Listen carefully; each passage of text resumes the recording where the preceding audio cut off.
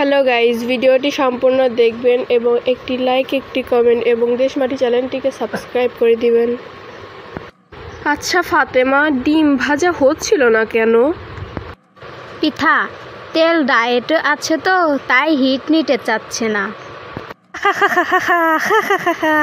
আচ্ছা পিঠা, আলু কাটছিল কেন? আমি আলুকে বলেছিলাম আমি ওকে ভাজবো, কিন্তু এত আবেগে আলু আমি জীবনেও দেখি নাই। জানো ফাতেমা, আজ আমি ফ্রিজ খুলে দেখি পেয়ারা নেই। পিঠা, ওটা তো পেয়ারা ছিল না, তোমার ডায়েটের আশা ছিল।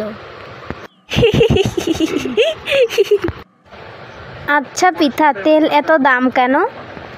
আরে ফাতেমা, ও তো এখন ভিআইপি, তাই ওকে সবাই গরম করে রাখে। আচ্ছা ফাতেমা, একটা কথা, তুমি রান্না করো না কেন? আমি তো কুক না পিঠা, আমি কিউট, তাই আমি রান্না করি না।